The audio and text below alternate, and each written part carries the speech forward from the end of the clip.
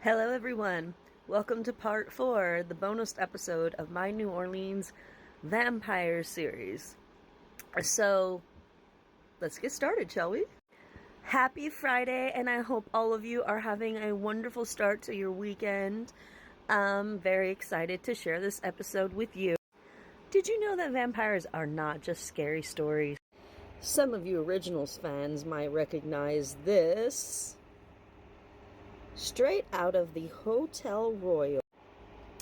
I actually walked down to see the Hotel Royal while I was in the French Quarter in June, and it was beautiful. It was spectacular at night. And again, that courtyard fountain. Can't miss out on showing one of those beautiful chandeliers and interior decor. So, New Orleans, the city of the dead. Or is it the city of the undead?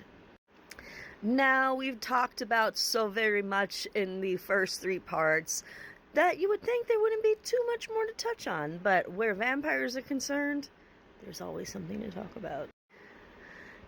The Originals definitely brought in a new generation of love off of the heels of the Vampire Diaries, and you Vampire Diaries fans surely recognize some of the pictures that I just showed from the Hotel Royal. And like I said, you can go back through and check out my video of when I walked down there one June evening, which was in, late spring, right before summer came, and see how pretty it is at night. It's very majestic.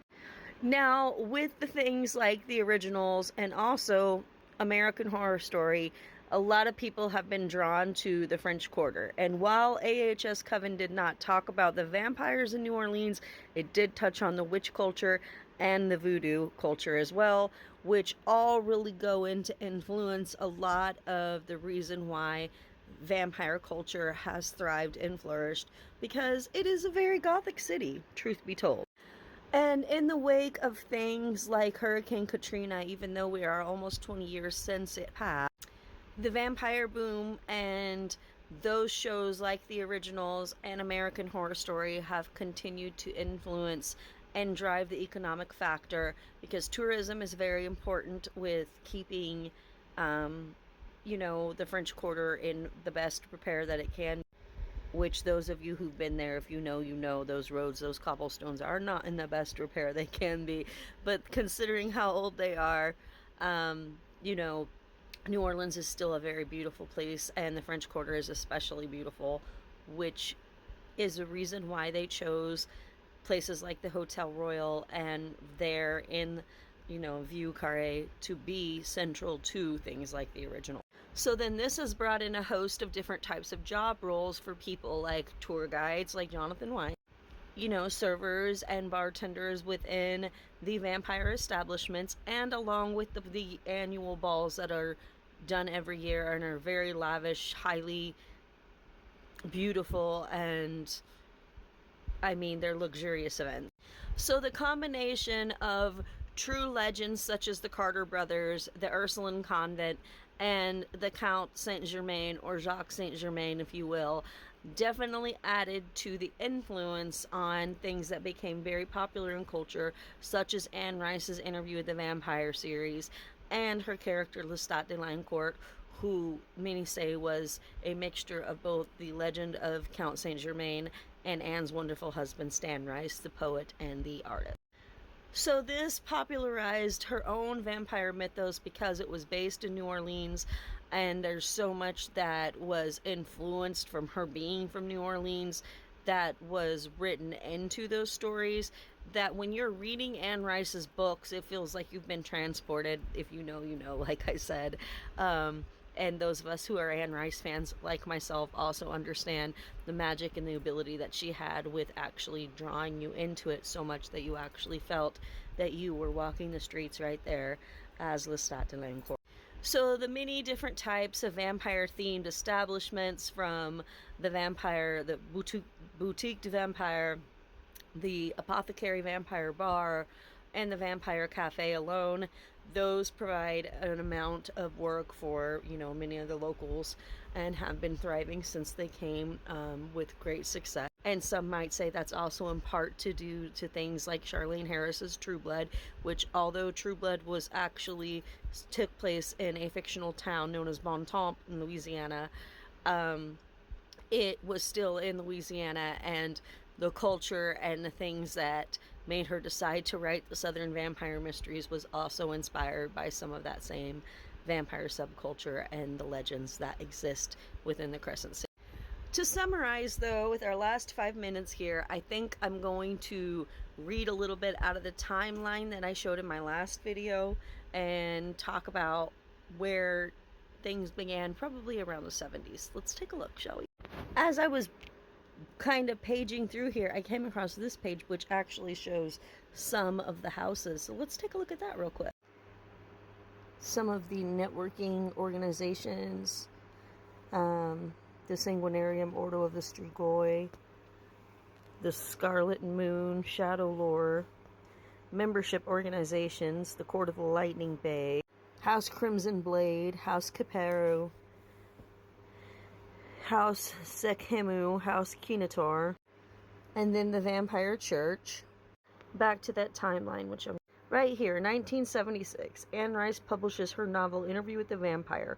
Countless readers long to be a vampire, just like the sexy, arrogant Lestat. 1979, Bauhaus releases Bela Lugosi's Dead, an extended musical track featured in the opening scenes of the vampire film The Hunger. With this song, Gothic music is born, and the Gothic movement romanticizes all things dark and macabre, including the vampire. 1991, Vampire the Masquerade, a role-playing game heavily influenced by the novels of Anne Rice, is published. I began my foray into the vampire community and established the magazine Shadow Dance. 1993, Father Sebastian Todd marks this year as the beginning of his involvement in the vampire community. Live-action role-playing games, or LARPs, based on Vampire the Masquerade begin to proliferate. 1995, the Vampire Access line hosts events that draw the community together in New York City. Sabretooth Clan, which will later grow into the Sanguinarium, is founded. 1997, this marks the year of the blossoming of the vampire community on the internet. Sanguinarius, Sphinx Cat, Verdelock, and the Vampire Church all established sites online. Several celebrations also mark the centennial anniversary of Stoker's novel Dracula and Joss Whedon's television series Buffy the Vampire Slayer debuts. Down here, the Sci-Fi Channel gives a nod to the vampire subculture by featuring the vampire Don Henry as one of its alternative lifestylers in the reality TV show Mad House, which was really cool. I don't know if anybody watched it, but it was.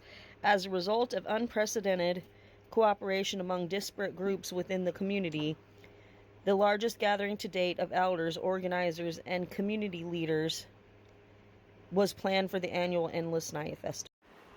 Which, those of you who know, the Endless Night Ball has now been very successful for quite a while, and the next one will take place over the Halloween weekend, as will the Vampire Lestat Fan Club and Rice Vampire Ball, and the Theater de Vampire Ball as well.